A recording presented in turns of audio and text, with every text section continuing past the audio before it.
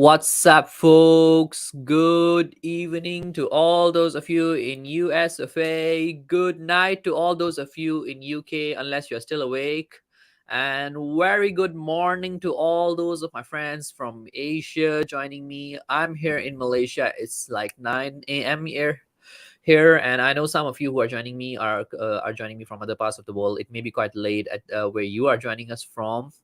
Make sure if you're joining me for the very first time, make sure you hit the like button at the video. I think it's 6 to 7 of you who are joining me currently on YouTube, and I think today we are streaming also on Facebook and Twitter. So if you would like, join us on YouTube, because that's where I'll be dropping the links, and that's where we'll be having most of the conversations as well. If you're here in the chats, let me know your thoughts on the game. I thought it was a good game. uh we played kind of well. I think you could see the attacking football coming back and alive. I thought it went really well. Let me know your thoughts. What do you think about the game from last night? I don't know. I know some of you, for some of you, would have been the morning, and yeah, I think it was a pretty good game. And Son with a goal and Kane with a brace. I think we are back. We could see that whole combo clicking again. It was really good to see. And yeah, I have put up a poll in the chat. Let me know, who is your man of the match. Is it Fraser Forster, who is no longer fraudster? Is it Kane? Is it Richarlison? Or is it Son? I personally think that it has to be one of the front three, because front three really played a good game yesterday. So I would personally go with one of the front three. I think Kane, because definitely he took the responsibility very well. He stepped up on the occasion. He scored 2 goals. So I think for me, man of the match is Kane. But let me know your thoughts. Who is your man of the match? And if I haven't put in already the person who you think is the man of the match, please make sure you put it out in the comments as well, and let me know who would you rather have as man of the match. So that's from me. Let's see who is in the chat. We got, yeah, so before we go on, yeah, I just want to emphasize on this. Make sure you all hit the like button. I think it's 7 of you already. And how many likes do I have at the moment? Yes, I have got 7 likes, but I think some of them liked earlier. So yeah, if you haven't liked it already, make sure you hit the like button. And if you haven't subscribed to the Step Up Spurs channel already, make sure you hit the subscribe button as well. A lot of great content coming up this week as well.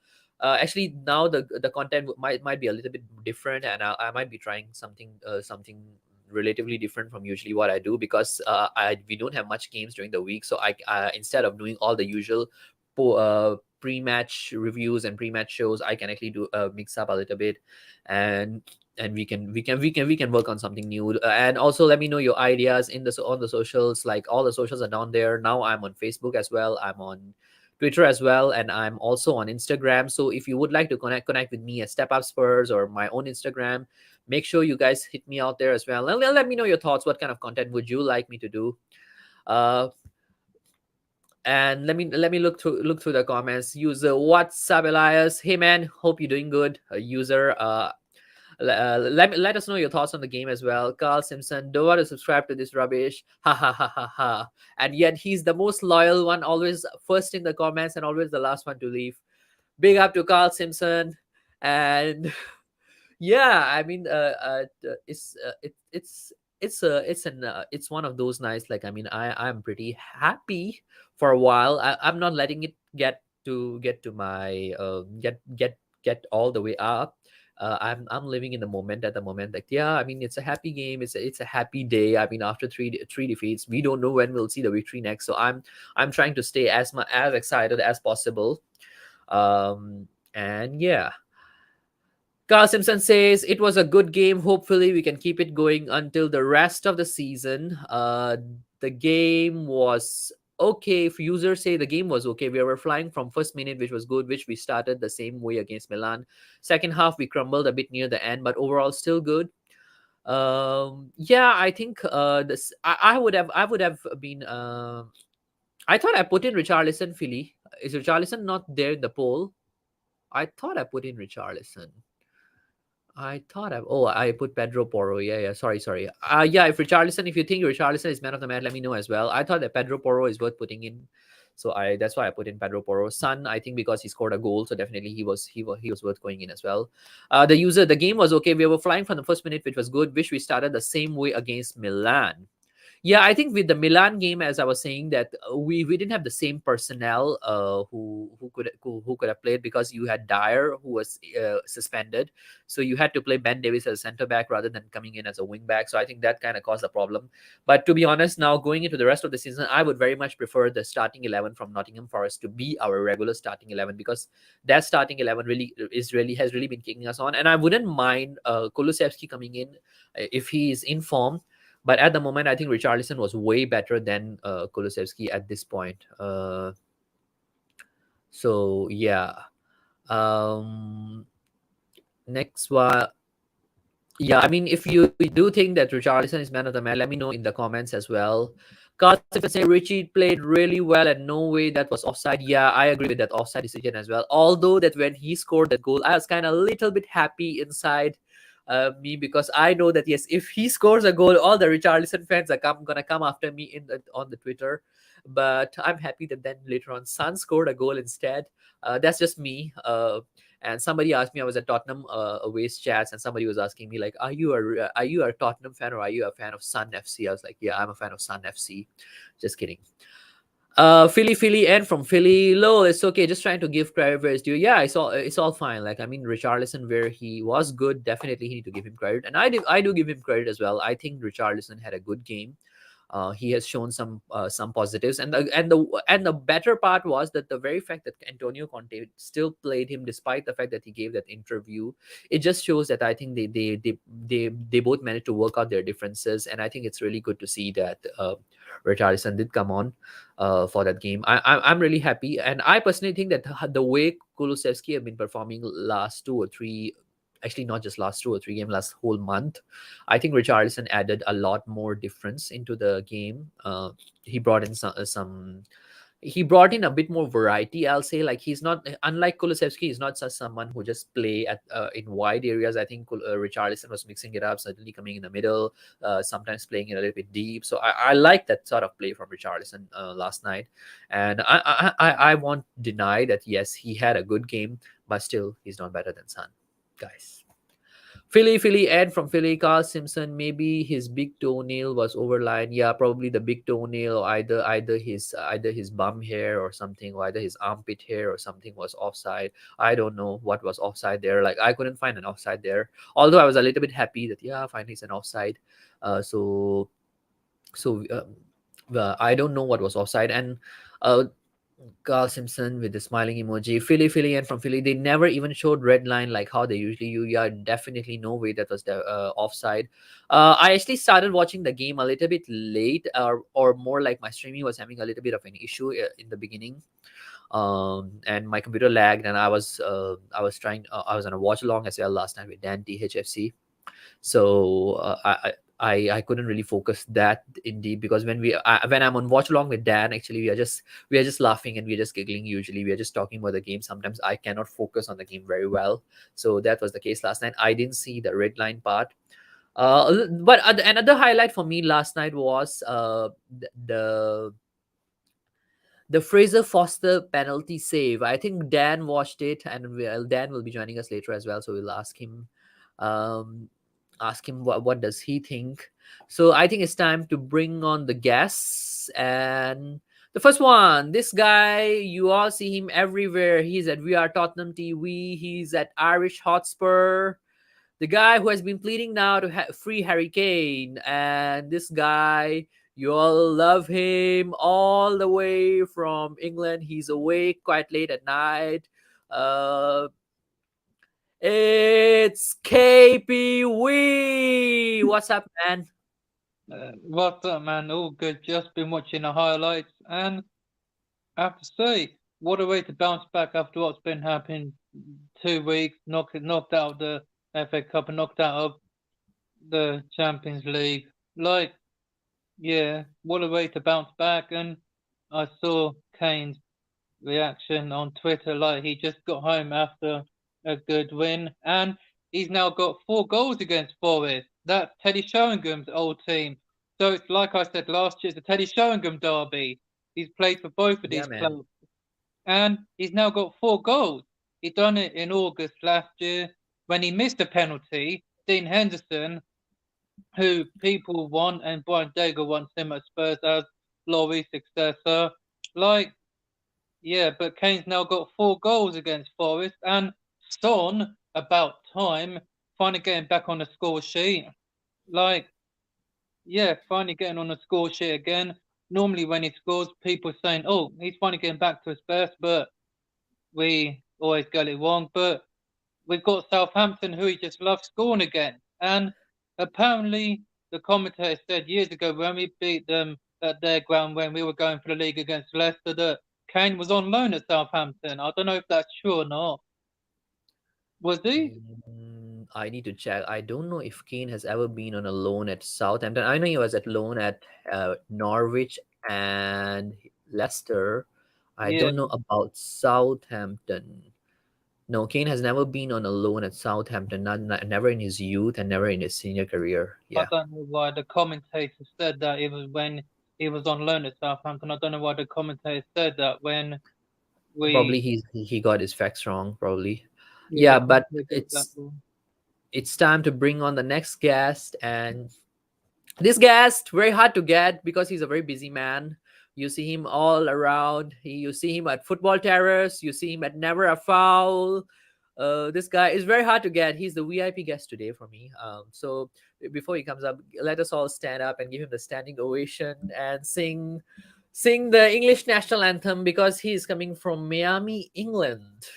And let's bring on Dan Oh THFC. my God, Dan HFC, yeah. That's the guest Ah, from Football Terrace that I was talking about. Yeah, good Dan to meet. HFC, I know him. He was on, I believe, Big up, Stealth everyone. Channel. Big up, Hey, man. hey man, how you doing? What? Oh, Dan, how you doing, man? Yeah, man, it's great to be on the channel for the first time. This is my first time on Step Up Spurs. Big up to you, Elias. Big up to Yeah, you're KPG. Big just up too to everybody busy, in the right? chat. he's always busy, ain't he? He is Yeah. everywhere. He's everywhere. Like He's on KP. Real Tottenham TV a lot. I'm kind of honored today that I got two guests who are like very busy people. They are on all the channels actually, but they haven't come to Step Up Spurs yet. And this both of you are making your debut at Step Up Spurs today. Dan, what are your thoughts on the game last night? Well, for me, it was this morning. But Oh yeah, yeah, this, man. this morning. But yeah, the game, I think we dominated it. At the end of the day, this game is one that didn't mean anything for me. The season's already over. Top four for me, top four means no. Oh, we may have Dan, you're lost. lagging. You're lagging a little bit. Internet I acting up. Is my Oh, internet lagging? Yeah, now you're good. Now you're good. Am I good now? Yeah, you're good now. Yeah, my internet's doing an Eric Dyer. Um, but look, we He's didn't had look the he's had best. We didn't look the best against AC Milan, and we have been on a very bad run of form. But it was a good way to bounce back today. And we are now 6 points clear of Liverpool in Liverpool. fourth place.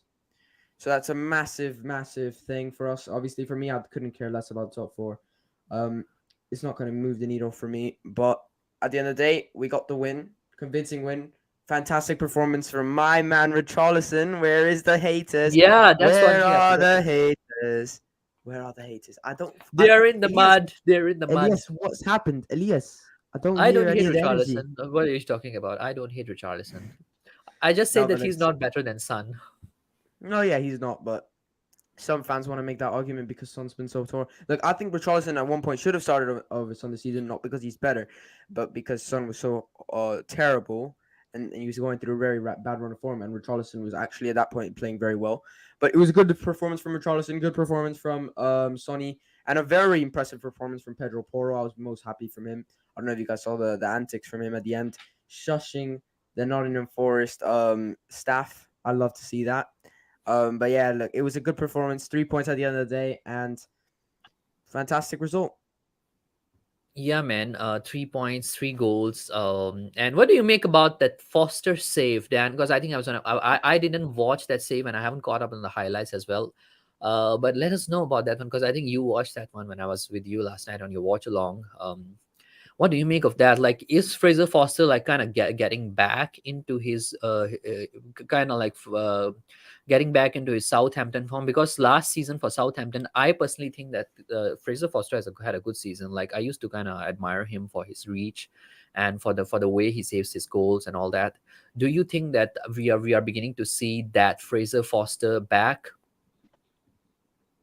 Look, I don't think Fraser Forster is like anything to trouble Hugo Lloris, and that Hugo Lloris is going to be shivering in his boots that his first place spot is going to be taken.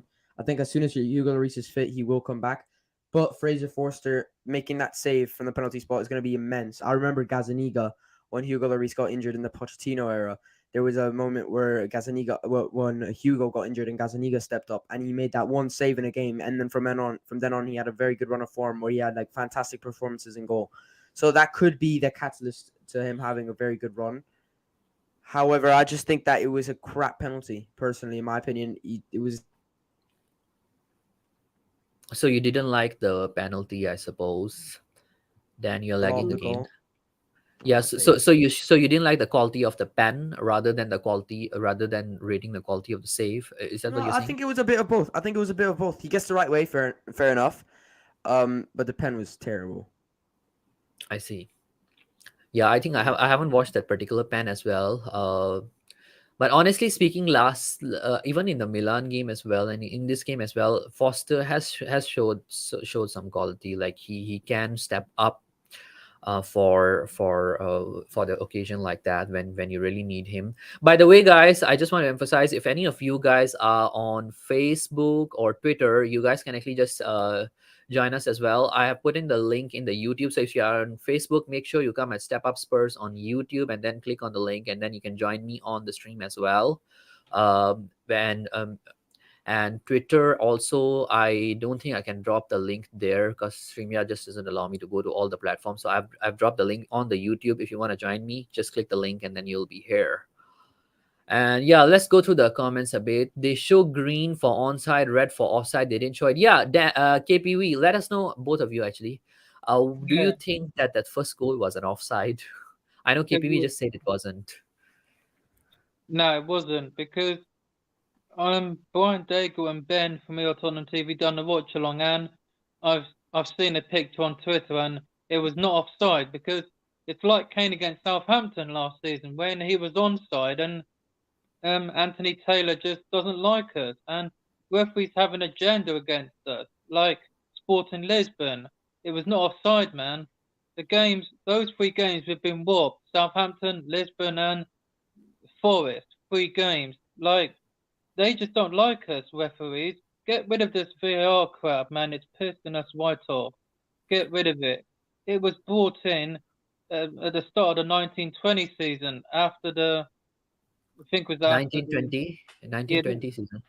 no, that was After the the World Cup. Oh, okay. after Oh, okay. it was the 2019-20 season when Liverpool won the league. That season it was made its debut, but yeah, that was when it and like we've been whooped three games in a row. Last season, the Southampton away one, and this season, two home games, Lisbon and Forest. Seriously, get rid of it. Everyone wants it gone. Just scrap it. If we get penalties, referee and give us one. Like the VR was always on our side against City, Champions League quarterfinal second leg, and then the away game in August 2019 when City thought they'd won, what, 3-2, when Fraser scored, but it was Laporte handballed it, and they thought they'd won. Well, City are just not that great when they come to us. Handball, VR, get rid of it.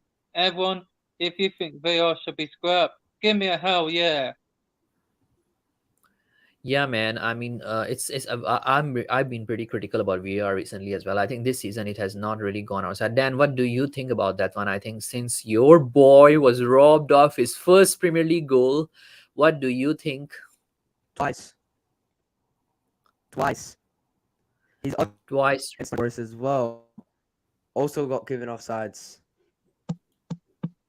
He Yeah, scored man. twice in the Premier League, and both of them have been offsides. Yeah, that was the home game against It's mad. Fulham in But look, September. yeah, Fulham. Yeah, but look, for me, when it comes to We've VAR, got I don't think Bob referees Spur have in an the house, by agenda. the way, guys. Big up Big up Spur. Bob Spur. Going to be Big honest, it's the first game this big up season I didn't want a Spur. second off. Preferred work. I guess it's reflective of how I feel about season now. All a bit of an anticlimax. Yeah, I mean you are not the only Big up one. If it Forster. would be clashing with my work this season as well, I think the rest of the game I may not be watching too. I think it's just been that sort of time. Dan, continue there, please. But look, for me, I think VAR isn't against us. So Oh, there's he's no going agenda against us because Dan, you your have mic to. is giving a. Yeah, okay, it's fine now. Is It's it fine? fine Okay. now. I think for me, I don't think there's any agenda against Tottenham or that any referee hates Tottenham. I think it's more of a case that every club gets terrible decisions, and that's just because the officiating in this country is an absolute joke. The refereeing and the standards of refereeing is disgraceful. Forgot his name. Mike Riley, the Chiefs of refereeing before 2 seasons ago, he said they were going to start giving forwards the benefit of the doubt on offsides, and that they weren't going to they're not going to call offsides on fingernails and toenails anymore. Like, and now look at the decisions that they're making now. Like, people saying that offsides is factual. No, it's not. Offsides is not factual. Offsides is a decision whether the player is past the line, but if he's on top of the line, because obviously if you look at the offsides, the lines are on top of each other. That is not offsides. And I'm not just saying this because I love Richarlison and I wanted him to score his first goal. Either way, even without that, he had a phenomenal game. But Richarlison deserved that first goal, not only because he actually deserved it, but for the fact that it wasn't offsides, and he was miles onside. I don't know how anybody can look at that and say offsides. Like it's terrible. But for me, the problem isn't VAR; it's the idiots using it. That's the problem. The technology isn't. If you think about it, VAR is actually fantastic. The fact that somebody can go back at a monitor, and if they had a howler, they could fix your mistake. But what's been done now is that people are using it the complete wrong way than it should be. big up, And Phil. Yes, Carl, big up, mate. but I think personally, I don't think we have an agenda against Tottenham refereeing wise. I think every team gets terrible decisions against them. I just think just refereeing in this country, it's the best league in the world, but the worst referees.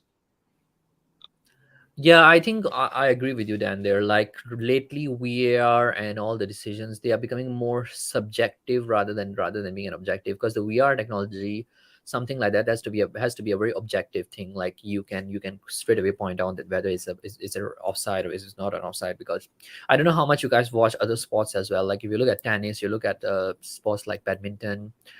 uh Actually the decisions there, they are very firm decisions. Like if it's out, it's out. If it's wide, it's wide.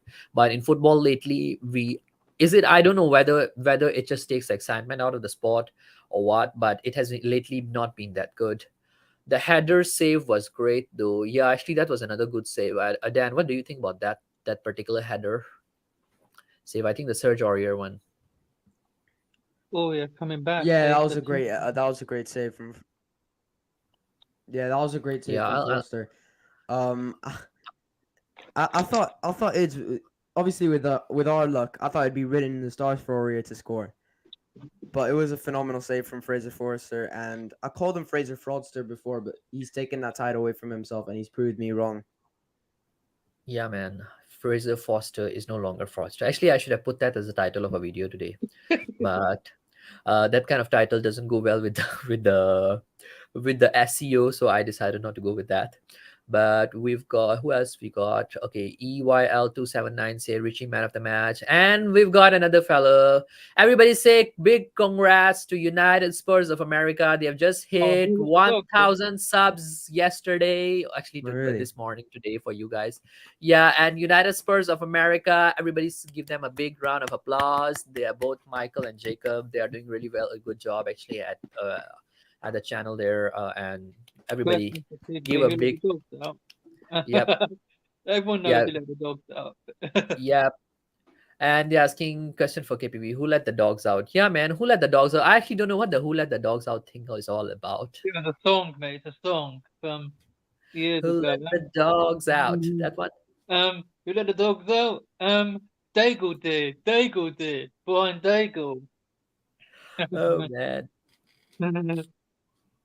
Yep. So yeah, if you guys haven't subscribed already, make sure you guys go and hit the subscribe button as well. Soon, Jacob would be starting uh, hi- uh his super chats and super thanks. Yeah, if you feel generous, give them a super thanks for hitting the 1,000 as well. Appreciate them, congratulate them with that super thanks. It's time. It's time finally for United Spurs of America to go big. Philly, and from Philly. What up, my guy Jacob? Big up, and Jacob say we big up Philly, bro. Big up Elias, Dan, and KPV. Thanks for the. By the way, Jacob, you want to hop on? The link is in the chat. Just join us as well, man. It will be an honor to have uh, two great American lads on my show today. Dan THFC is already there.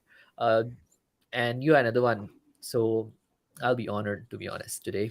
But Dan, let us know again now. The other one I want to ask you is Kane's goals. I think he has hit 20, and this is like fourth or fifth Six. time in like It's six. six Yeah, six.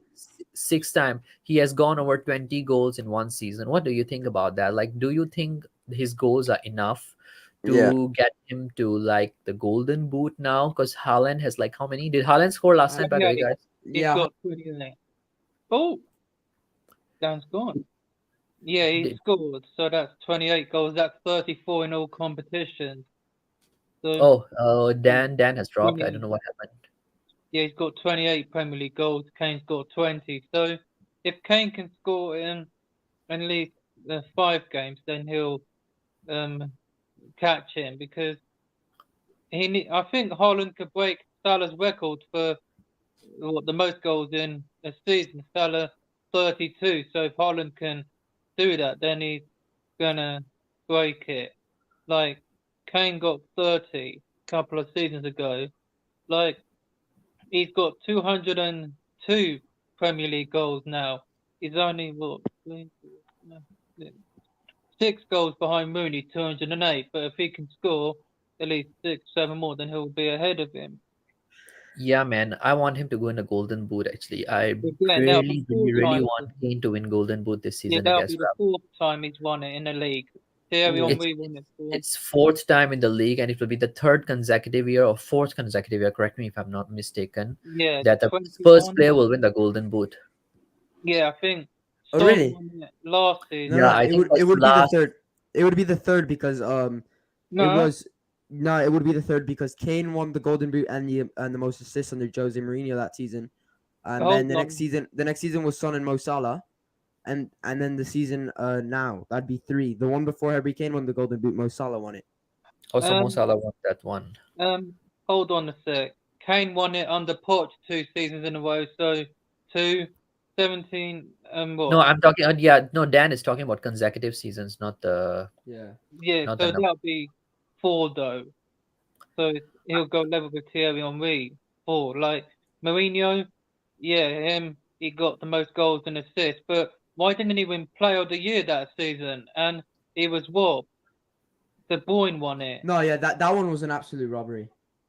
Which Kane one? was what? When Player of he the 20. got the Year. most goals and the most assists in one Premier League season, It and he was didn't get what? the best player. That was just. Yeah, when Yeah, Chelsea that. won the And that's Champions like League. last year, so I'm not even making it to the team of the year Yeah, Yeah, that in the was Premier another League. rob. Like Sun didn't make it into the team of the year. Like I mean, yeah, you won the golden boot in the he best made his league team of the the world. Yeah, season though. At but least but he it's a made but it's a two-horse race. It's a two-horse race between Harry Kane Kane and and and Haaland. Haaland to see Salah's who's not gonna win been the Golden doing Boot. great. Like, No, I don't see any of the other players that are in the race winning it. I mean, Ivan Tony's not gonna win the Golden Boot. Marcus nah, Rashford, but I think is too far off. hopefully he'll get Mo called Salah, up What's for the the England what's the squad. table like at the moment? Let me just pull up the table of I golden. have it here. It's Erling Haaland in first with 28 goals. Harry Kane in second with 20 goals. Ivan Toney in third with 15 goals. Marcus Rashford in fourth with 14 goals. Martinelli in fifth with 11 goals. Mitrovic in fifth, tied with Martinelli for 11 goals. Mo Salah's in fifth, tied with 11 goals. Almiron is in eighth with 10 goals. I think Rodrigo Mitrovic is also has 11 goals. Mitrovic. Yeah, he has 11 goals. He's there as well. I said his name.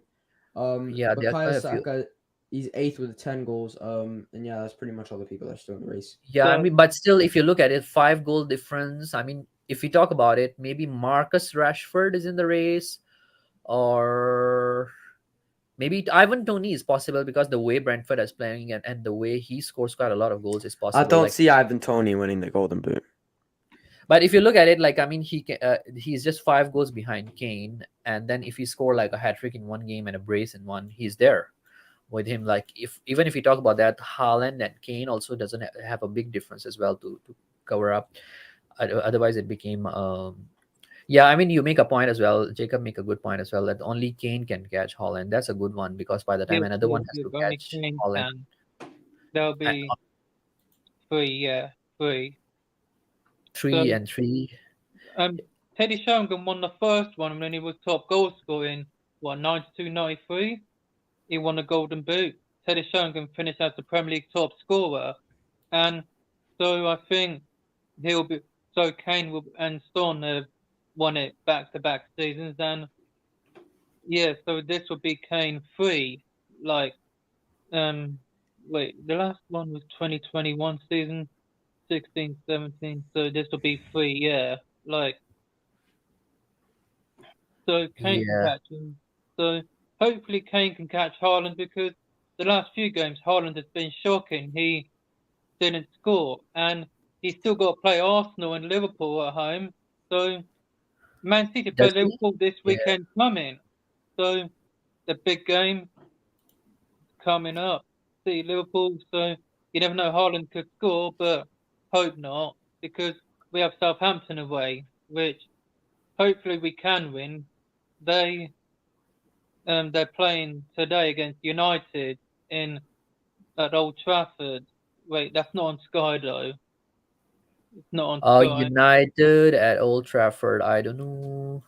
Actually, this next game week, City doesn't have a fixture somehow in the list. I don't Yeah, know why. it's the Champions League. I think it's because they got Champions League. Yeah, all the I Champions think. League teams don't have one. Chelsea one have one though. Okay. Oh, it's still round of 16, by the way. Yeah, only Kane can catch Holland. But do you guys think that it will take like maybe a hat trick and a brace, something like that, two hat trick sort of thing to for Kane to Nah, catch I Holland? don't see Haaland scoring that many goals. Like he's been struggling this second part of the season. So if he continues to struggle and Kane continues to score the goals that he's been scoring, I just see it continuing the way that it is. I think Kane will catch up. Yeah, Kane will. Yeah, like Kane's last hat trick was last season in Conference League. Ben was asking. So Ben from your Tottenham TV, it was the Conference League. Kane last scored a hat trick, but Premier League it was Southampton at home at Wembley when we won, I believe 5-2. Kane got a hat trick just the week after away at Burnley. So two hat tricks in a space of 2 weeks. That was 39 Premier League goals in 2017. He broke Alan Shearer's record for goals in a calendar year. So yeah, the records keep on coming for him. Like there's more to come. I mean, if Haaland were to score like let's say I think 40, what's the maximum in Premier League? Is it 40 goals or 41, Yeah, 40? 40. Yeah, If 40, if Haaland were to go around that figure, I don't think Kane can now go around that figure given the amount of games that are left. But Haaland still, given the goals that he has, if he were to go around there, he would actually make a record for I think most goals in a season as well. Dan, do you happen to know yeah, what's the record like? Is it 40 goals? Um, Most I, goals I've scored. seen something that he needed like 12 goals to beat that record or something like that. I yeah. saw something earlier on Yeah, Twitter today that he he's had 12 goals to beat the record. Behind Salah. Yeah. Don't see him beating it though. I'm gonna be completely honest with you. I don't see him beating the record. Well, being Mo Um, Salah's record now. yeah, okay. Like, According to Olympics.com, most goals in a Premier League season is shared by it's Salah, right? early no yeah, Alan Shearer and Andy Cole both scored 34. So if Haaland Um, were to score 35 well, goals actually, this Salah season, scored 40 in one season, so that's wrong. yeah, what? it's probably wrong. Yeah. Like he No, he got didn't. people. No, he didn't. So I think it's the EPL goals itself. Like if you count EPL goals, Salah scored 32 in 2017 and 18.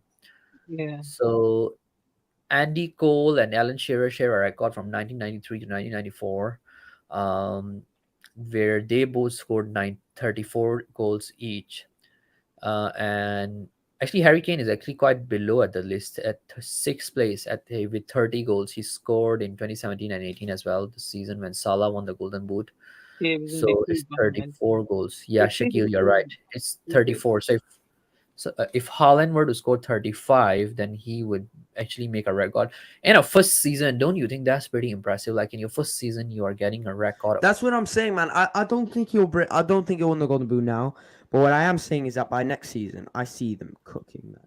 Like Manchester City, they're playing a new way with Haaland, because Yep. obviously Haaland they're so used to playing with that false nine that Haaland actually just being a finisher is different to them. They're getting used to it, and we're seeing that now. They're getting used to playing with a number nine instead of a false nine. By next season, I think they're going to be flying with Haaland, and Haaland, I think, is going to score so much more goals. But by the beginning of the season, they looked very good, and especially Haaland, he was scoring goals for fun. But I Yeah, think, yeah, By the way, guys, I just want to ask you: do you guys think since World Cup, Kane has been better than Holland in his overall play and his overall form? Like I feel Holland has dropped off a little bit. Like yeah, even though he scored a few goals, I think um, Kane has always been better than Haaland. yeah. Kane's been better than him.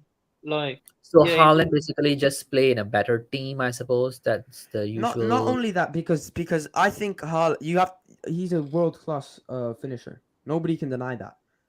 He can score goals for fun. But the problem is, you've got Harry Kane scoring the same amount of goals in a crappy Tottenham team, and you've got Haaland scoring goals in that super team in Manchester City, and he's not even providing the assists, he's just providing the goals. You've got Kane providing goals and assists. Don't even think it's a competition, man. Like, you could honestly argue who's a better finisher. I think you can argue it. I would say it's Haaland, but you can argue it. And then when it comes to assists, there's no arguing. So Kane is just a better footballer in general. yeah, And for me, he's also a better striker, because a lot of people, when they think of striker, they just think of goal scoring. There's actually a lot more that goes into striker. It's not just goal scoring. It's also overall play.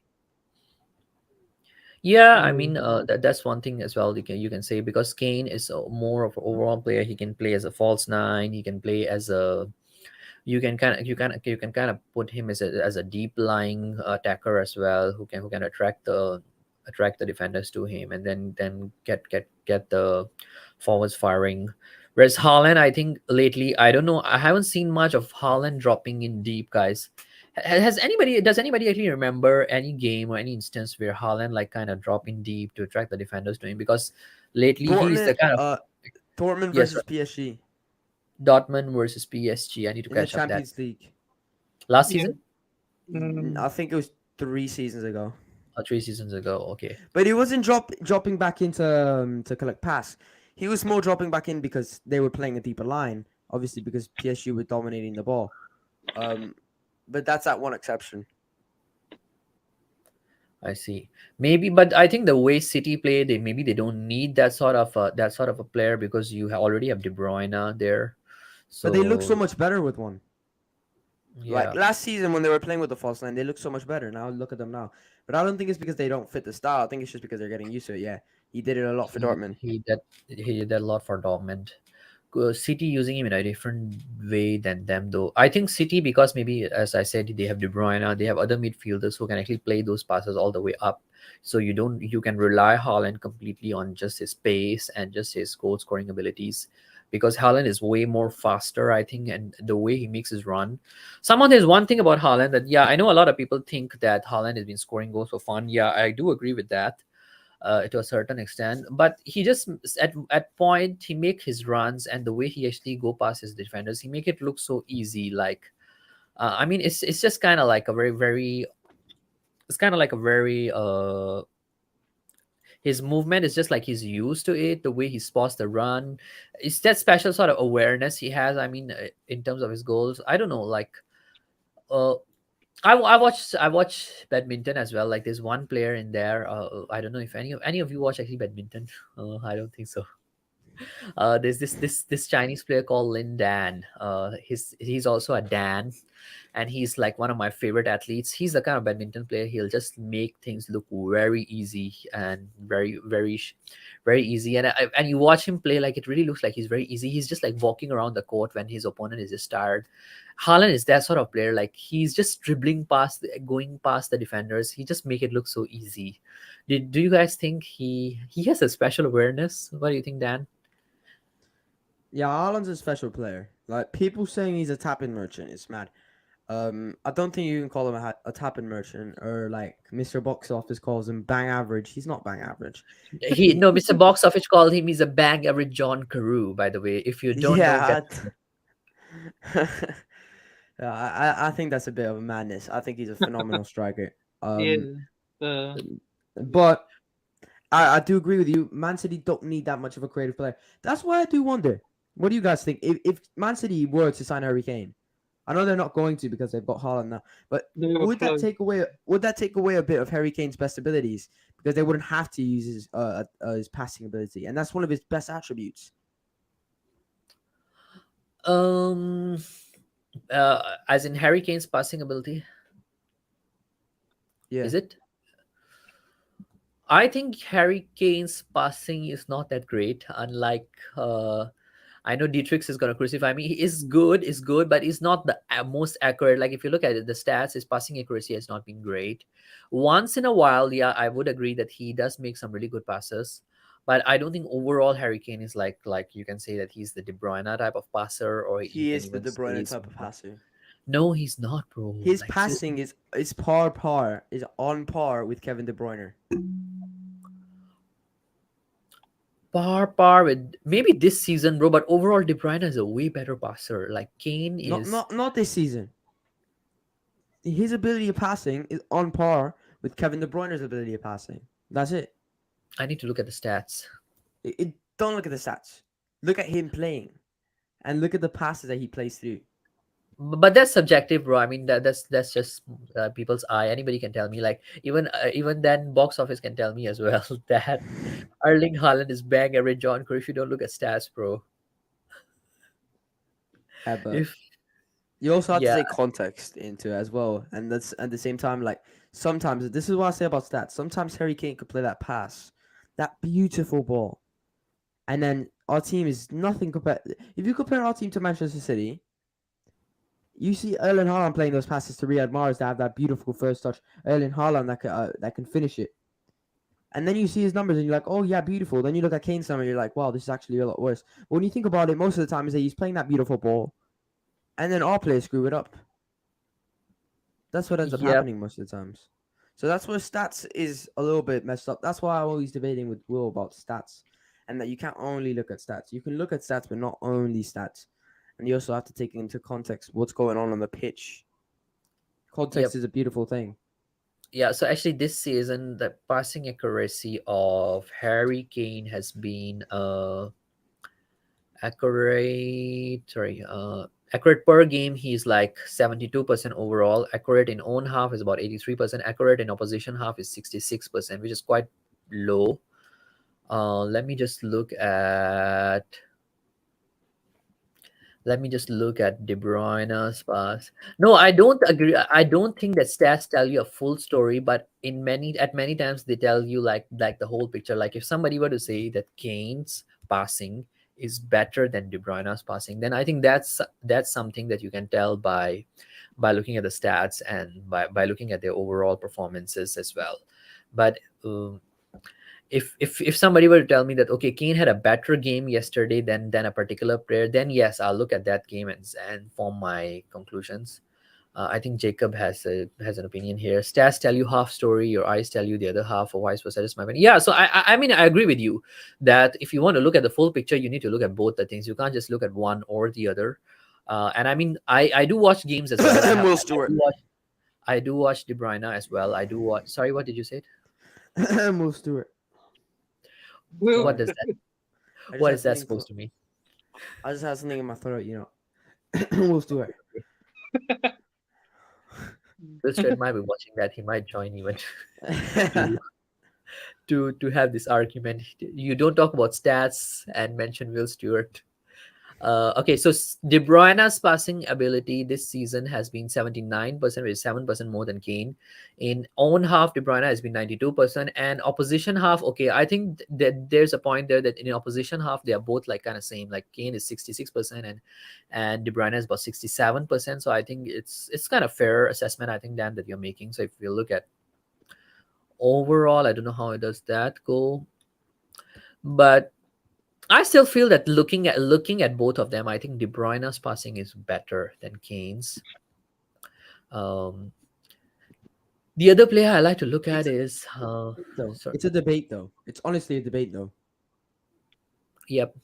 Like By the way, it's up for Shaki debate. say Mr. Box Office also think Mbappe isn't good. Yes, here to him the only striker who is good is Karim Benzema because he has won trophies, and nobody else is good enough because they haven't won trophies. Mbappe Dan, what do you probably think? Well, gonna that's lose not one true. soon. That's not true. Alex said that he just thinks that Kane's a loser. Yeah, Alex did say that Kane is a loser. And to Which to put a be fair, he's context to not. that, To be fair, he's not wrong though. Like we huh? Are love you Kane. saying? Are you telling me that Kane is a loser Yeah, as well? he is. He is Why Booing. is he a loser? Like, because he hasn't won anything. He won the World Cup Golden Boot and he got six That's not a goals. trophy. it Well, is a trophy, bro. Like, come on, It's let's not a look at he this. trophy. won three Premier League Golden Boots and the World Cup Golden Boot. So, like, Golden boots are not trophies. A get trophy over or it. a cup or a decorative object about it is prize for victory or success. It is a trophy, bro. Like, what are you talking about? If you say it's not a title, yes, I It's an understand. individual trophy. So what, man? Get So, over it. so, so He's let's just not. say, let's He just say, isn't. Look, if you look up the definition of a loser, it's somebody that hasn't won a trophy. no. What is the That definition hasn't of a? won. That Well, what that's definition is that? somebody Leute that won the Champions League and Bundesliga with Bayern Munich in 2013. Okay, Like, who? if Hoiberg, he won the Champions League with Bayern Munich. He was there. So he's a winner. Yeah, and Perisic is as well. Yeah. Like, so really, Toby won the Dutch League with Ajax and won the La Liga with Atletico, and so was Vertonghen and Ericsson. So they've all put Yeah. Ericsson and Yeah. They're all winners. okay, so basically, Maurice as Harry well. Maguire is a winner. Phil Jones is a winner. Who Okay, else? now you're Luke taking it Shaw. out of context. What did they do to win those trophies?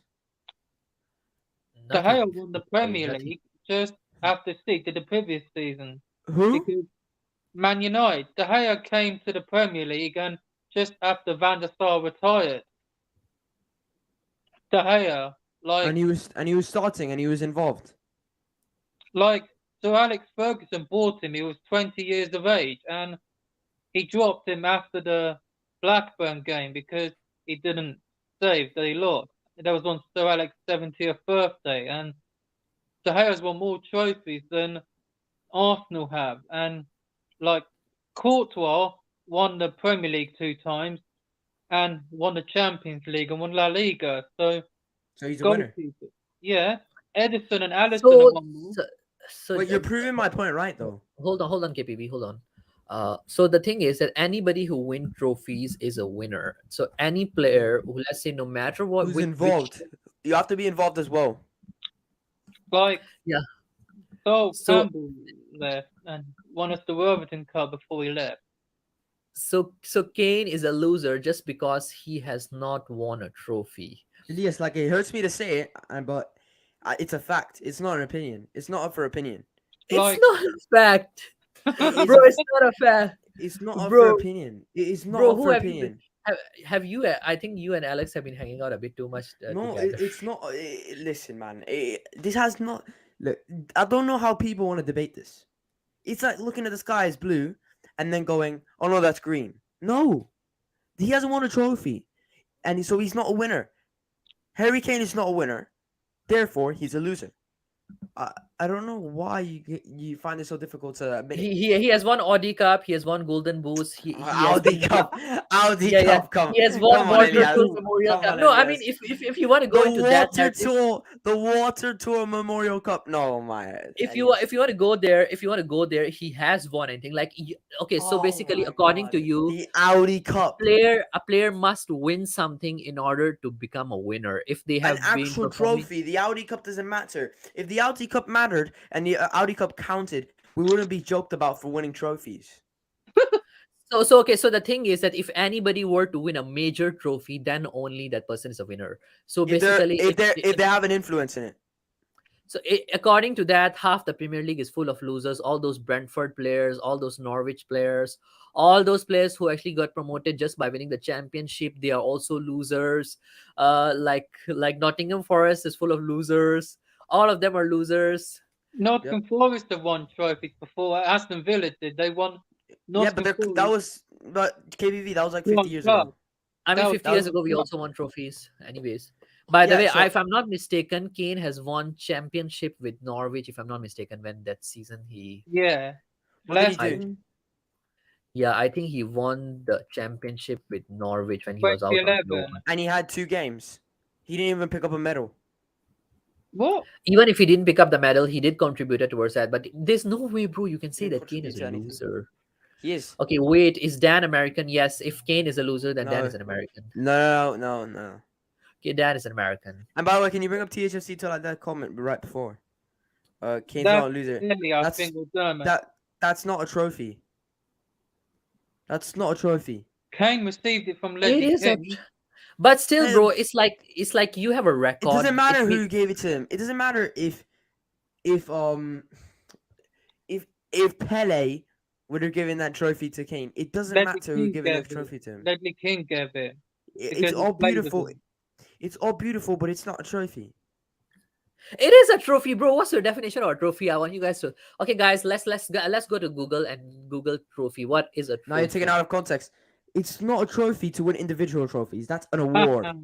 Wrong That's answer. different. Yeah, but it is a trophy, right? It's a It's not a trophy. trophy.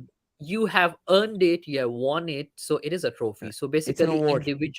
as an individual, you are a winner. But if you say that yes, as a team, Tottenham is a loser. Tottenham lose or something. Then yes, I agree with that. To a certain extent, over the last 22 years, sorry, not even last 22 years, actually over the last 15 years, Tottenham are not winners of anything. Then I agree with that. But if And you were to Harry say Kane Kane, participates in that team.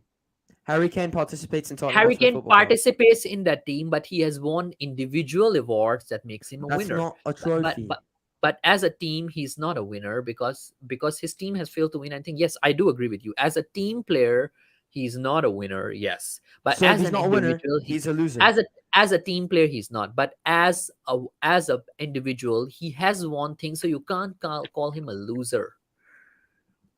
It's just if you Okay, haven't so won a it's team okay. So so trophy, so so Dan, this one is Ballon d'Or a trophy or an award? That's that's a good. subjective. The Ballon d'Or is not a trophy or an award. The Ballon d'Or is Messi BS. won it. The Huh? Messi won Ballon it more the times than Ballon d'Or is Ronaldo. pure BS. The Ballon How? Modric won it. actually I love that we brought this up because I'm very passionate about this topic. The Ballon d'Or is the biggest load of it's Jacob, just you need to come on, bro. You need to come on, bro. the Ballon d'Or does not mean anything. The Ballon d'Or is Modric a lot won it of after the World Cup final in 2018, and he won the it's a Champions League. the Ballon d'Or is a load of journalists sitting down on a table going, all right, who we like more? I like this guy because he looks good. No. What about this guy? No. So it's all opinion. Us sitting down here, all of us can say that Son is the best player in the world, and we can give him our made-up award, and it would mean the same as the Ballon d'Or. The Ballon d'Or means absolutely nothing. Nothing. Really? Bro, Ballon d'Or is like the most prestigious football award as an individual. And we should all And boycott it. Nobody should care about that Mickey Mouse award. I mean, Thank I you. Messi, okay, I do understand that yes, recently there have been cases where Ballon d'Or has not been awarded by a fair by a Lewandowski, fair ever assessment. since Lewandowski was robbed, that was ever since 2020. That was 2020. Because of the Yeah. pandemic, it didn't happen. It was robbed. But yeah, not it only was that, like but Yeah. there's been many cases like Modric the year that he won the Ballon d'Or. Cristiano Ronaldo should have won that year. 2018. Yeah. Okay, They, by the they, way, Jacob just make a very good point. Never use Audi Cup to defend first. By Yes. the way, I was joking. I Yes. was joking. I was joking. How view it. Bec- of course, I won't use that against an Arsenal fan, but yeah, I mean, it's Dan. Uh, is the Ballon d'Or a trophy or an award? Okay, then Dermot says that again, the club record goal scorer. I think, by the way, Dermot has been spying on me lately. I think. What do I talk about? Again, the club record goal scorer ahead of Jimmy Grace Stamp. You calling all the team losers? Then yeah, I mean, Yeah, bro, the whole he's team are losers. The whole team has losers. All losers. seriously, bro. Some of them have won trophies with other teams, Oh yeah. Sorry. Sorry. and they have Yeah, won yeah. individual No, awards with no, no. other teams Actually, as yeah. well. Actually, yeah. I was wrong on that one. You're right. Some of them are winners, but we're developing. We're making them losers. Let's be honest here. Perisic and Højbjerg have won Bundesliga and Yeah. Champions League. And Hugo Lloris won the World Cup. He's a Yeah, winner. He's a yeah, winner. That's what I'm saying. Harry Kane hasn't won anything. It sucks because he's such a good striker, and it pains me so much to say it. But at the end of the day, it's just a fact of the matter. well, we'll just Yeah, have but to he wait and has see. individual awards, and like let's say okay, if let's say Individual awards are as a completely different team thing than achiever, trophies. if you were to say as a team achiever, he is a loser. As a team achiever, okay, yes, we can say that as a team he hasn't won anything in that context. Yes, I do agree with that. But as an individual, as a player, he's a legend. He is a winner. He's not just Elias, a winner. I think he's a legend.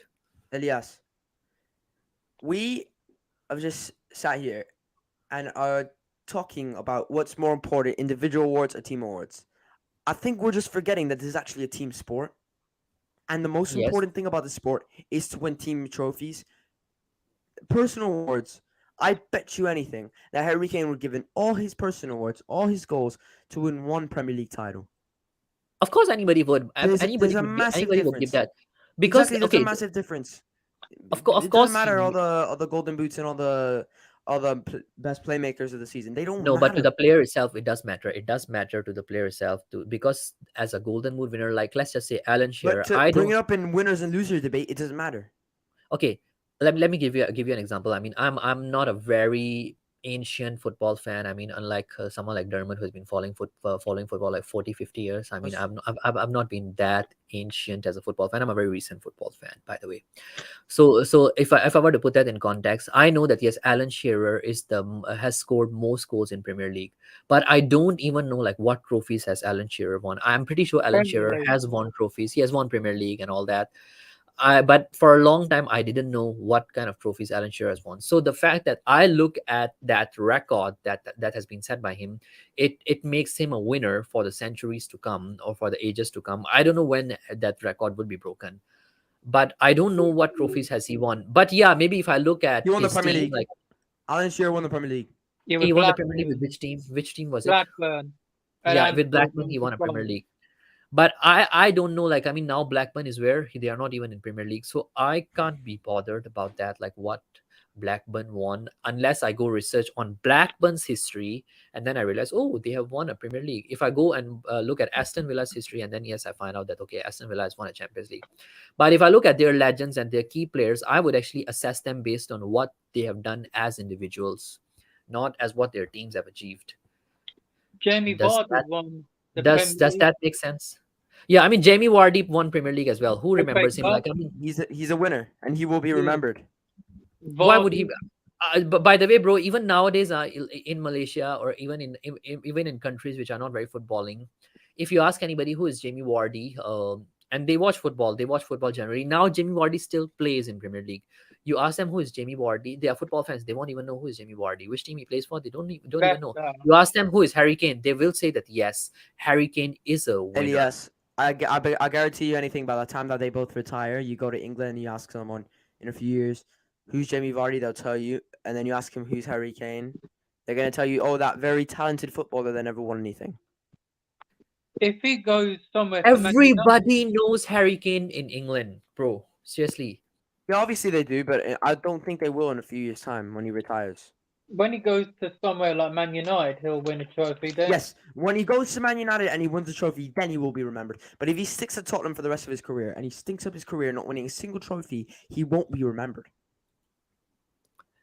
So okay, so this is another comment Eugene brought up. So yesterday after we beating Forest, we did not win because we did We not w- win a trophy. We did not win, right? we won a game.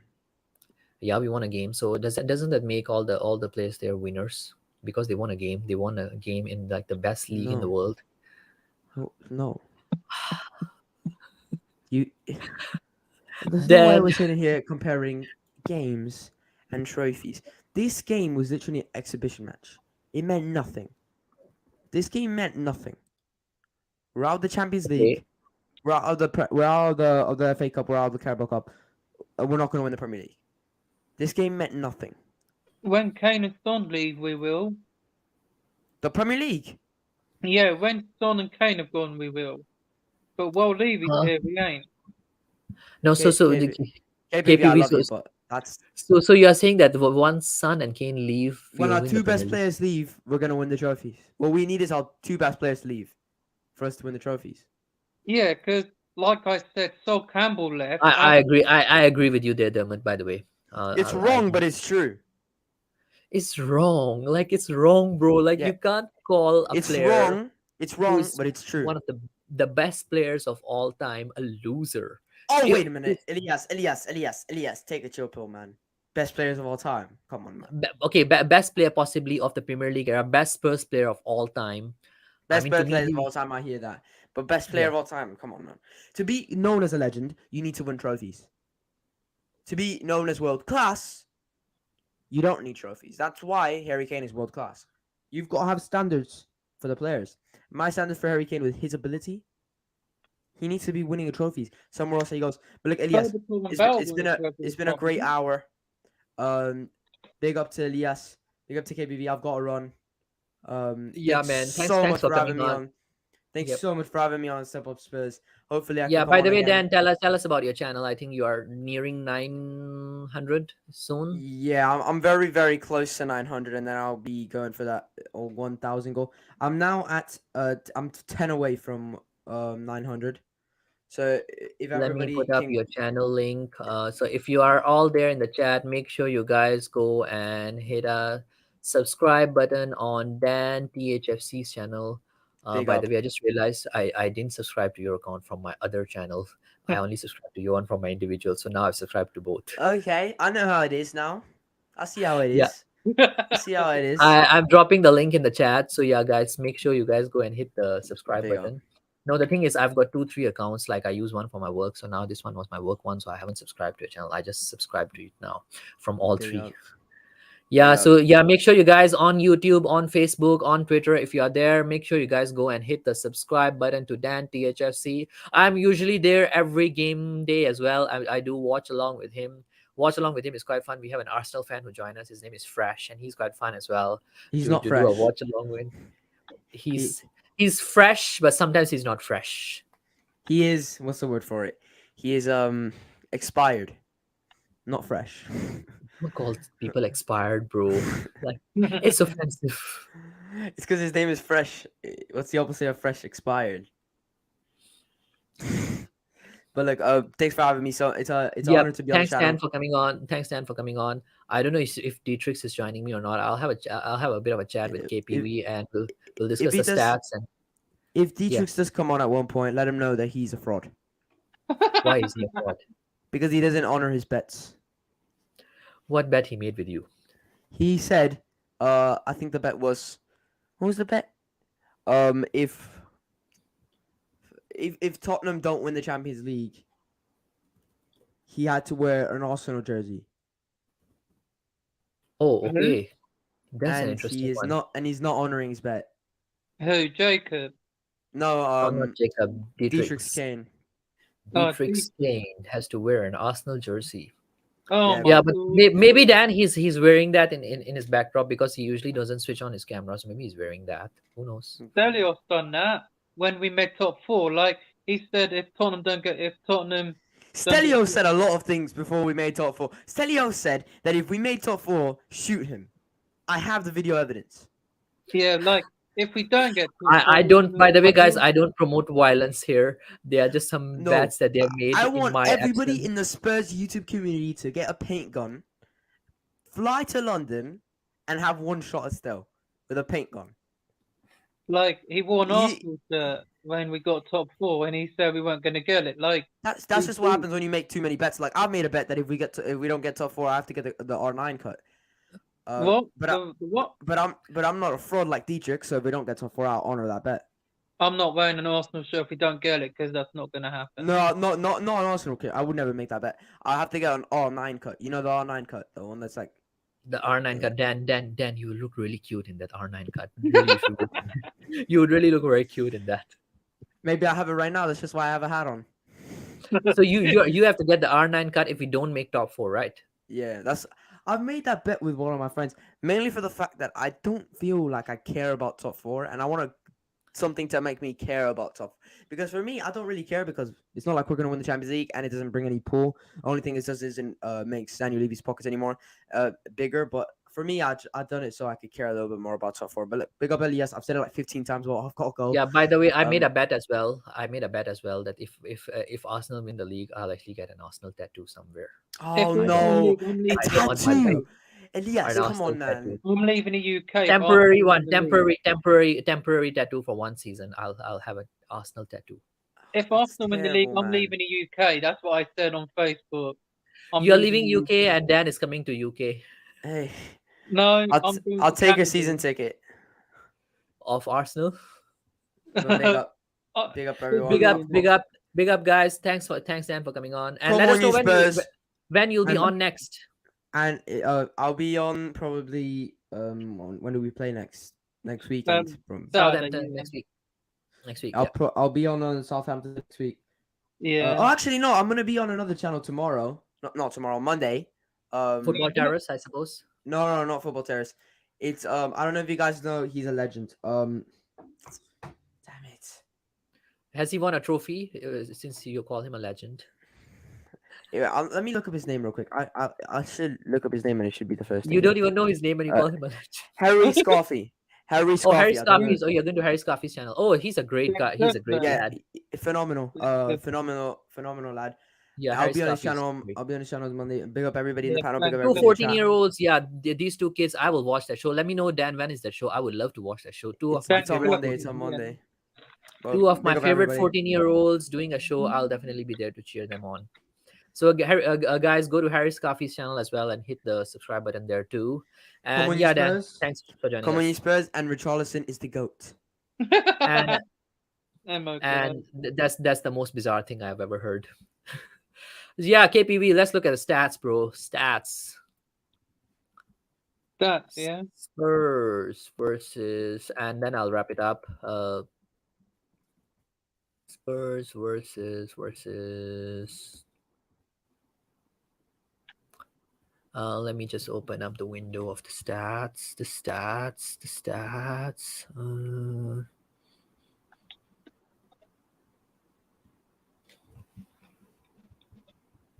So Tottenham Hotspur versus Nottingham Forest. Okay, let's go through the. Let me share this thing here. How is Richie not in the poll for man of the match? Because I wanted to put Pedro Porro in, so I forgot to add Richie in. But yeah, some people did mention in the chat that as well. I realized I made a mistake there.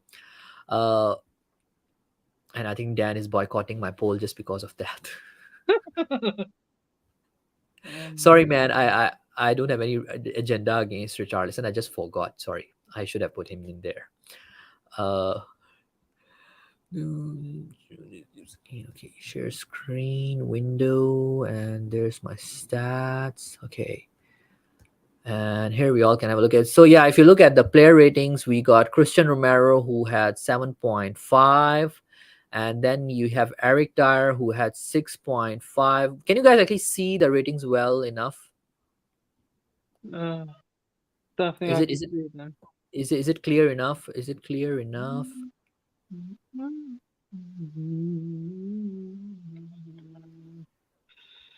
Okay, yeah. Why am I going to this shit game?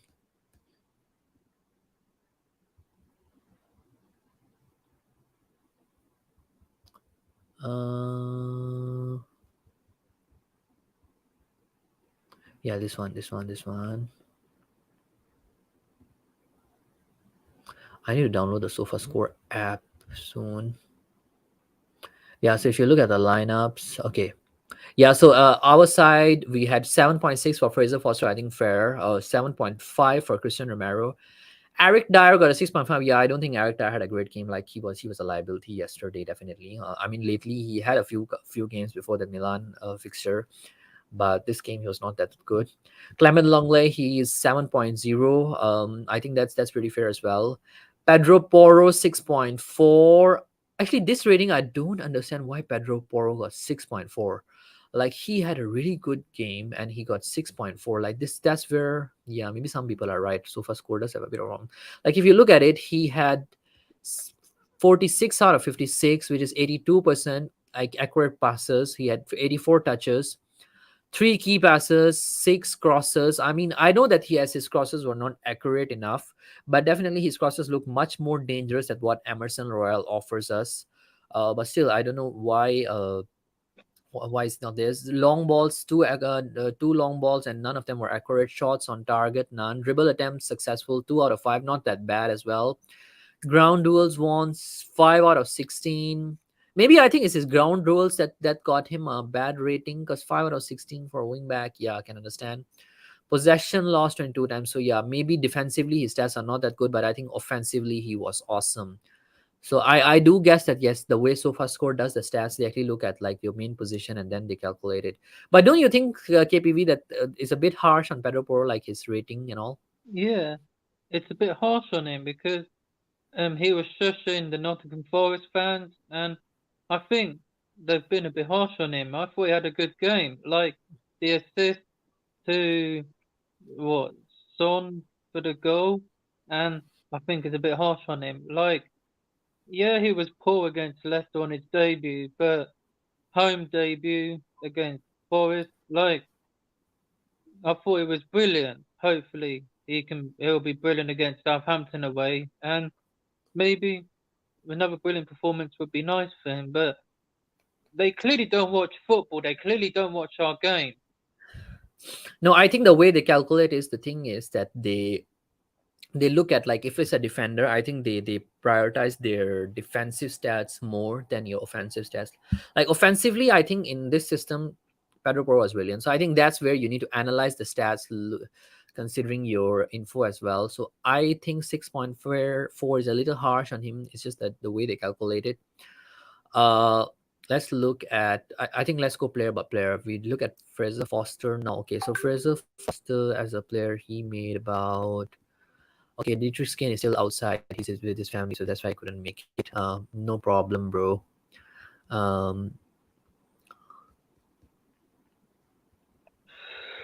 why is my stats thing keep on running? Where was I just now? Okay, Fraser Foster. If you look at his stats, um, who is texting me here? Okay, yeah, Dietrich will be joining me in 15 more minutes. Okay, so minutes played, he played 90 minutes, definitely. Saves 4, punches 1. I think that one of the punches that he made was a really good one. I really liked it towards like 60th, 70th minute, the 60th, 70th minute around that time. He made a really good punch. Runs out successful, none. High claims, none. Saves from inside the box, 4 saves from inside the box. That's a good one, really.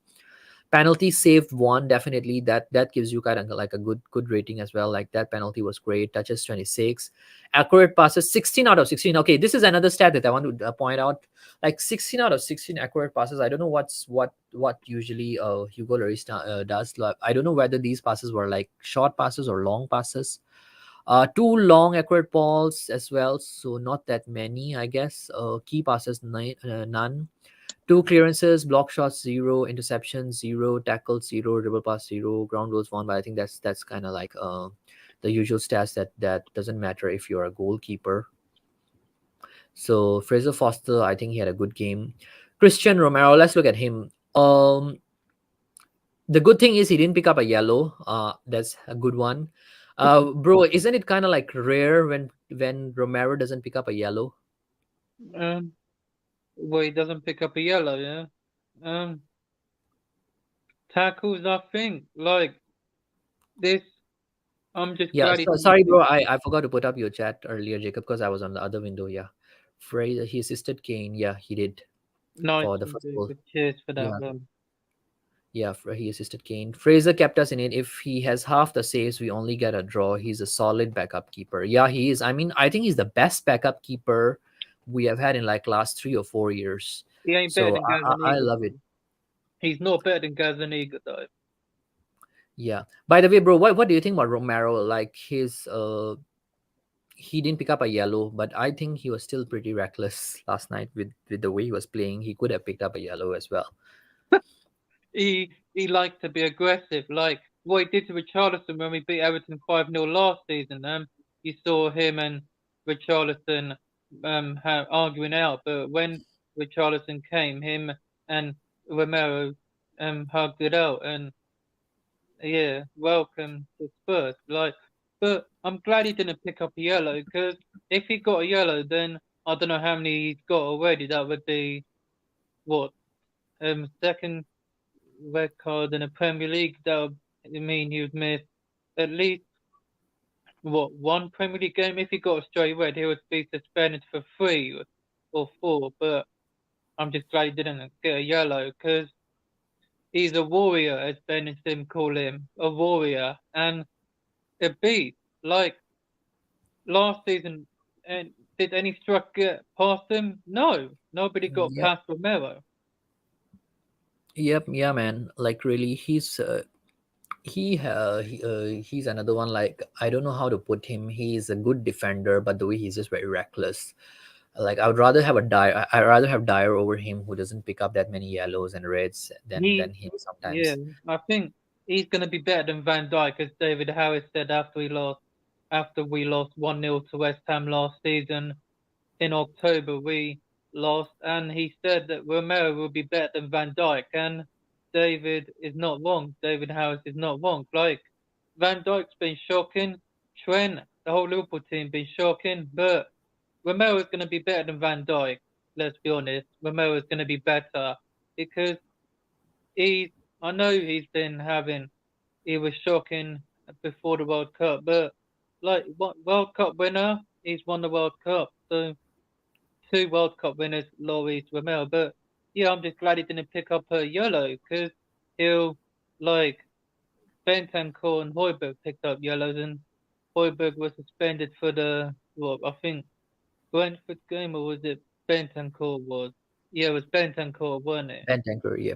Yeah, so I don't know how many yellow cards he's got on the Prem because if you get a yellow card, then you miss our next game. Like Casemiro missed the Arsenal game, but yeah, just glad he didn't pick up a yellow. But hopefully he won't do that at Southampton as well on Saturday. Like I don't know who's one booking away from a suspension. I don't know who is. Anyone in the chat? Let me know who's one yellow card away from a suspension. Anyone in the chat? Let us know who is it. Yeah. Yeah, by the way, accurate passes, he has 70, he has 97 touches, so he had 76 accurate passes out of 81 that he made. So 94%, that's not bad. Key passes nil, crosses nil, long balls. He had three accurate long balls. That's another thing that Romero really offers. He plays some really good long balls as well. Like I like that trait about him. Shots off target, one. Shots blocked, zero. Dribble pass. I think Romero had a pretty decent game. A pretty good game, I would say. No, not decent. Decent would be a bit of an understatement because he had a good game, I feel. Um, Miss and outcome. He had one shot on target. I think it was. Oh yeah, it was that header. I think in the at the beginning of the first half. Let me look at that shot. When was it? What time was, yeah, at the 13th minute. So yeah, he missed that one. I think that shot was a good one. Like it could have gone in, but it went over the crossbar. So yeah, 7.5 is pretty good for him. um let's look at my boy Eric Dyer. And I'm actually going to shout at him today. He had a bad game yesterday. Like he picked up a yellow Oh, fun. for for that's, I'm having some trouble with my sofa score, guys. Give me a Okay, so my boy Eric Dyer. Okay, his heat map. The other thing I don't like yesterday was that why are you dribbling past so in front when you don't have to? Like you can make a pass at side, you can pass it to wing backs, and then you're going all the way up. That's a problem lately with Eric Dyer. He goes all the way up and leaves so much space behind, and then leaves Højbjerg to defend. Like when Højbjerg is just in front of you, let Højbjerg make the run. Why do you want to make that run? Minutes played 90, clearances 5. Okay, not bad. Block shots 0, 1 interception. Nothing to cry about. Ground duels 1-0. Two aerial duels. Yeah, his aerial duels are usually good, so nothing really surprised me as well here. Possession lost 5 times. Okay, that's not bad as a defender. Only 5 times he lost possessions. Two fouls. I think that's why his rating has dropped as well. Touches 53%. Accurate passes 91%. Four accurate long ones. Actually, the stats are not that bad though, really. Or like if you look at it, I think maybe it's the yellow card that's giving him a bad rating. But overall, he didn't look that great on the pitch. Like I pretty much disliked the way he played last night. I was not enjoying watching Eric Dyer because he was very much error prone to a certain extent that he was going all the way in and he was going a lot more forward and he was going out of position. I was a bit worried that he would have considered like 1 or 2 goals the way he was playing last night. I was not impressed pretty much with Eric Dyer, but because I expect more from him, maybe that's why. Did he have any shots on target? No, he didn't. He had nothing. He had nothing to cry about in his chat. Now Clement Langley, his rating is pretty good. I think in his heat map as well, he was kind of forward as well. He had one shot on goal, which has an XG of 0.05 in the 75th minute. I think it was a header as well. Yeah, saved from a corner. I think. Oh yeah, that shot from that corner. I remember now. That one. Expected goals 0.3, clearances 3, block shots 0, interceptions 0, tackles 1, dribble past 1, ground duels 1, 4 out of 5. That's good. 3 out of 5 aerial duels 1, great. Possession lost only 9 times. Okay, 9 is just kind of like average, but not too bad. Was fouled twice, touches 58, 40 out of 48 accurate passes. That's not too bad as well, 83%. Crosses 0, 8 out of 6, sorry, 6 out of 8 long balls were accurate. That's not too bad as well. Shots on target 1, which is just the one that we look at. Dribble attempt success 1 out of 1. Yeah, I think Langley has a good game. By the way, KPV, what do you make of Langley? Like lately, he has been one of those players who has been not that great for us. What do you make of Langley this time? By the way, I need to Um, get rid of ads. um, uh, I know he's not been great, which I agree and I understand people like. I think, yeah, I thought he had a good game, but I know people like Brian David calls him Stopgap. That's his new name, but he had a good game. What when the last he had a good was Marseille last year. We won 2-1 in France, and that was when he scored his first goal for Spurs. I think he's the only him and Richarlison are the only two new signings to score their first goals, not No, Perisic. Richarlison hasn't scored. Okay, in Champions League, yes. Yeah, Champions League, but they're the only two who scored their goals. But I think he needs to do a bit great, like centre back. Um, like we have the option to sign him permanently for I think 30 is it? The Barcelona want, but I want him for at least 10 or 15 because like he'd be a good backup player, but not a starter. But France is from France, and Lloris is like French players who played for us. Like he needs to be a bit. I think he needs to do better, not be shit. But great game, I think. But yeah, needs to play good, not Yeah. be bad. But hopefully he'll have a good game at Southampton, and then I think that after that it's international break. Like I don't think he's ever been called up to the French national team since the World Cup in 2018. I don't know if he was part of that, but we played him when he was at Barcelona, and we I think lost at home 4 two, and he scored the own goal when I believe it was Kane who scored. It was Lamella, but scored the own goal. But like needs to play better, not shit. But hopefully he'll do great at Southampton on Saturday next weekend, and then go into international break. Um, 6 points clear of Liverpool again. Like they've got City away, which let's be honest, they're going to lose anyway. But hopefully Yeah. he'll do great at Southampton on Saturday. Then I'll start liking him. But till then, I'm not going to like him until he does great. But great game I thought he had. But yeah, he's not a good defender. He's an okay defender, but not a great one.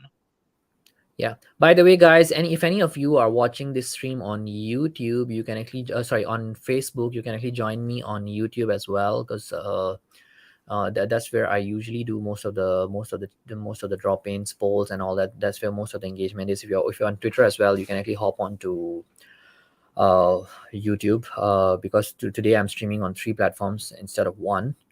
Uh, yeah, and come and hit the like and subscribe to the video. Your likes and subscribes really help with the algorithm. I'm gonna go into the next player now, which is Oliver Skip. Because we have gone through Poro already.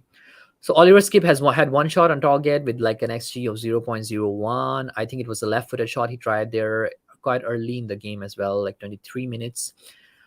Yeah, I remember that shot as well. He tried, but it was blocked by a defender in the middle.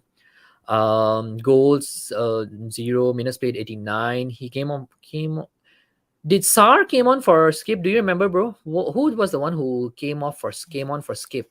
I think it was Star. It Like was Sar, right? yeah, Okay, big Star. expected goals XG 0.01, touches 61, accurate passes 47 out of 51, not bad. 92% passing accuracy, key passes 0, crosses 0, long balls 5 out of 6 were accurate. That's another good thing that Skip has been playing quite a lot of. He did play quite a few long balls at the record. 5 out of 6 is really good. I mean, for a player like him, who likes to dribble more rather than play those long balls. So it's a good stat as well. Dribble attempt success 2 out of 2. That's good.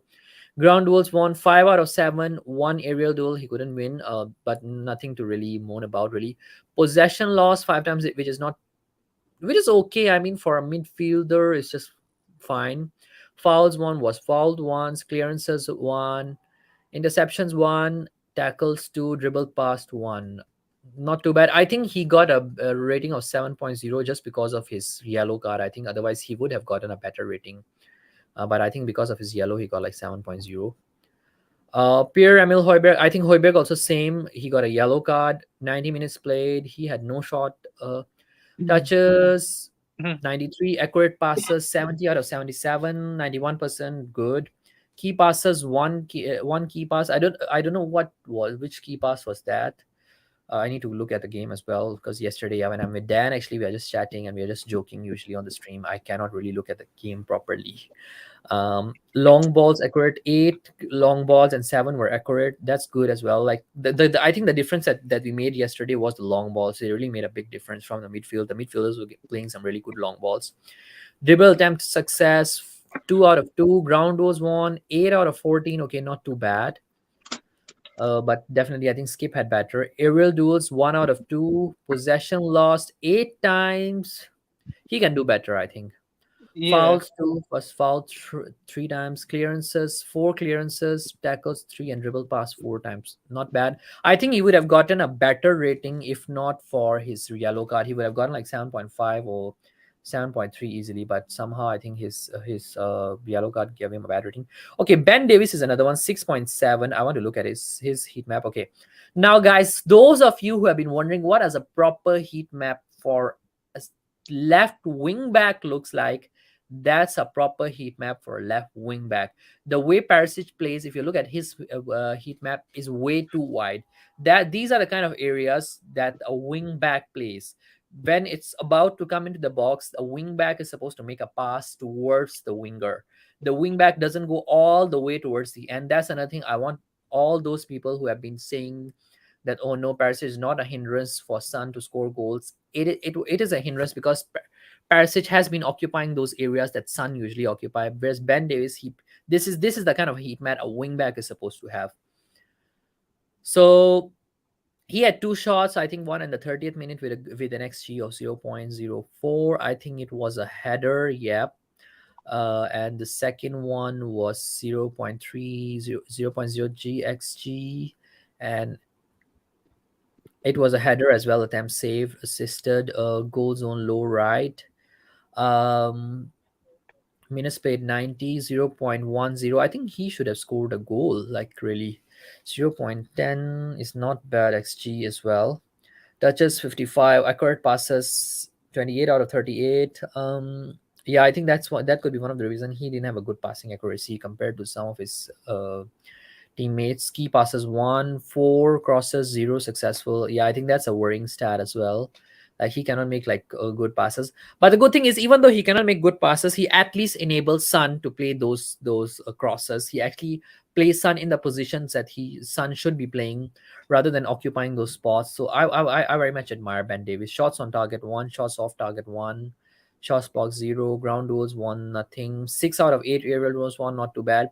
Possession loss 14 times as a defender, yeah, is a bad stat. It's not a good one. 3 fouls, 2 clearances, 0 block shots, interceptions, 1 tackle, 0 dribble passed once. Um, I think he can do better. Like Ben Davis can do better, really. Now let's look at the guy. Okay, maybe let's look at Sun first. Spin, see what's going on about Richard. 8.2.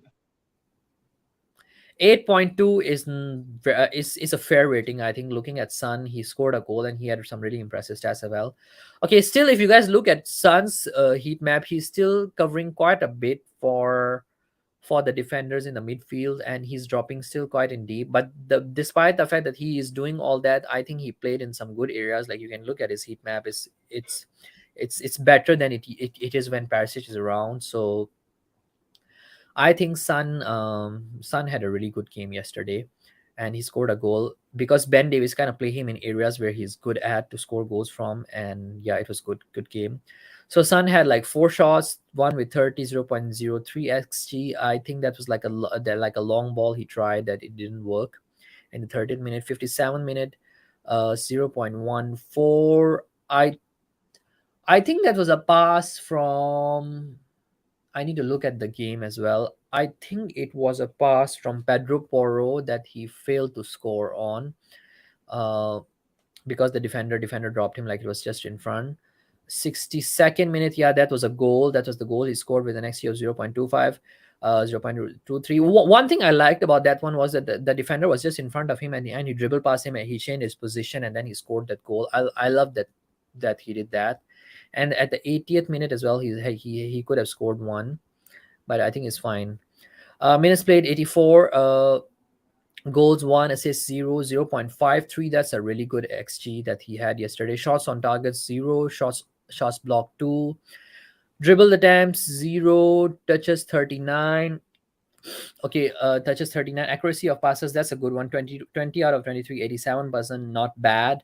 Key passes 5, 4 out of 6 crosses. Like this is a good one. Like he made some crosses because Perisic was not there, so he was making those crosses as well. Uh, I think that's a good one. Long balls, 2 out of 2 accurate. Ground duels, one out of 2 aerial duels, 2, but he couldn't win either. Possession loss 7 times. He can do better, really, I feel. Interceptions 1, dribble past once. Not bad stats, really. These are excellent stats in my opinion.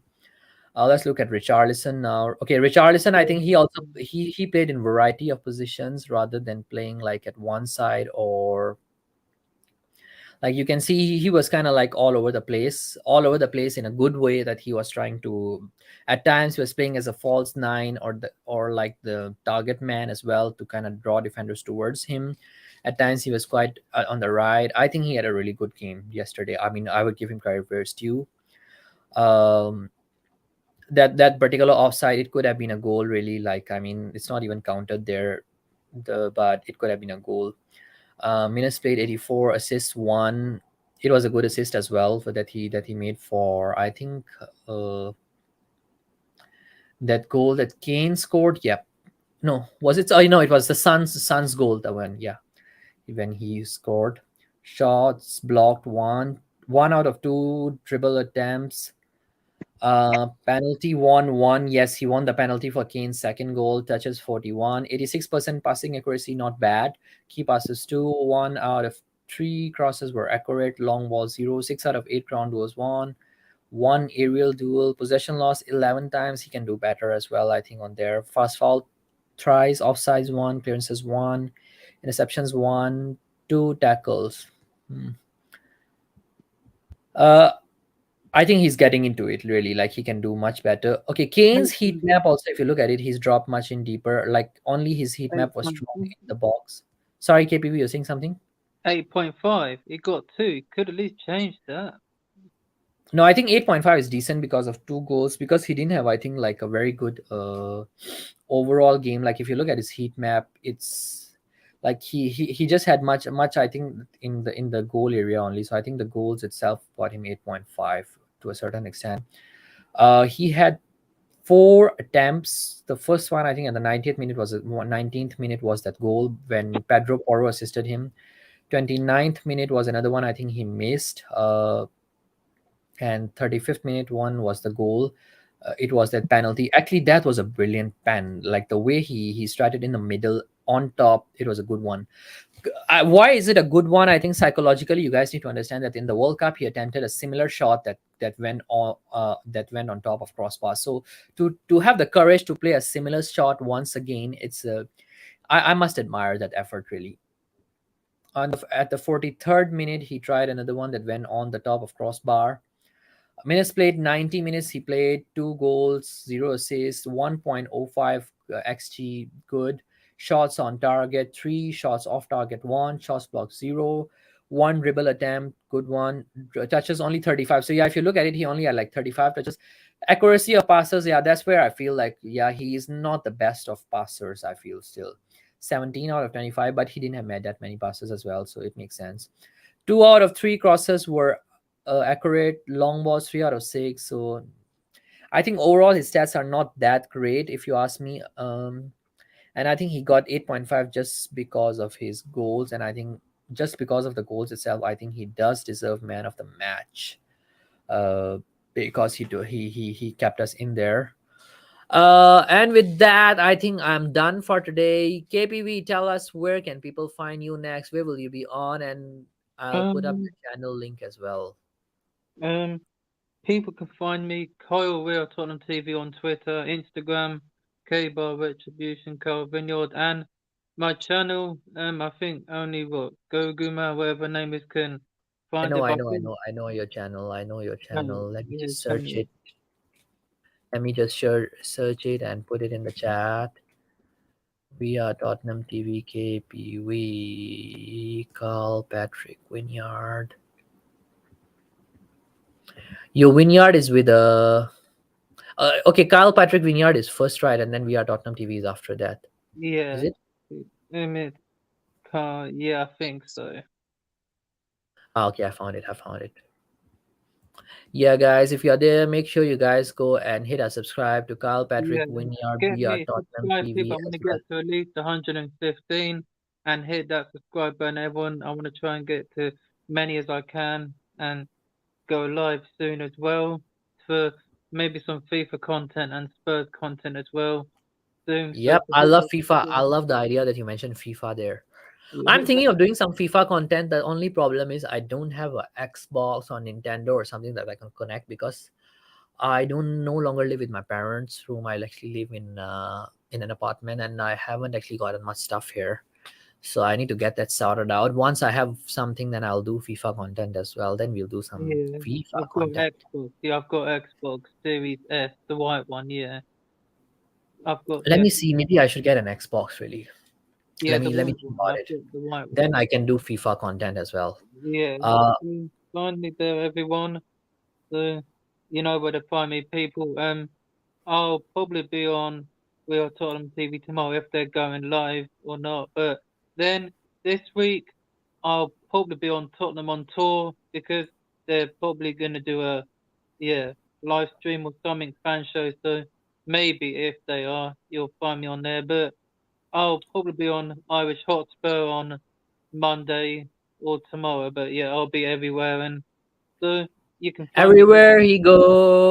Everywhere he goes, Ooh. it's KPW. Everywhere he goes. Yeah, so find me everywhere, people, and I'll speak to you all after we smash Southampton at theirs because they they're not doing great. They've got their new manager who I do not know his name is, but yeah, we're gonna beat Southampton at theirs, and then like yeah, go into international break still in the top four like we did for the World Cup. So yeah, I'll see you all after the Southampton game, people.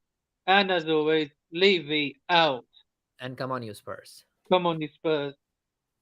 And guys, for me, I will be doing a pre-match show. I think either on a Thursday night or on a Friday night. Let me see. Actually, this week is a crazy one for me. I got a lot of things to do at work. And then next week, I'll be back with. I'm still trying to work out a timing. If I were to do post-match shows, is it Monday morning that would work for Monday, my Monday morning, and Sunday night for you guys? Whether it will work for me or whether it will be my Sunday morning. I'm still trying to work out because Sunday night, Saturday night and Sunday morning next week, I'll be on at Will's channel at THFC Ranch Show. If you haven't subscribed to that already, make sure you guys go. And KPV is usually there with us as well.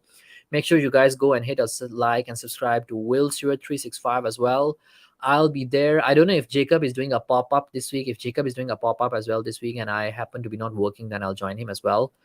And with that, if you guys haven't subscribed to my Instagram and my Facebook and my Twitter, make sure you guys go and hit a like and subscribe there as well. I'll be posting all the updates for the upcoming shows and the guests and all that stuff up there. So make sure you don't miss on that one. And as always, Levy out Come and on, you come on, you Spurs. Spurs.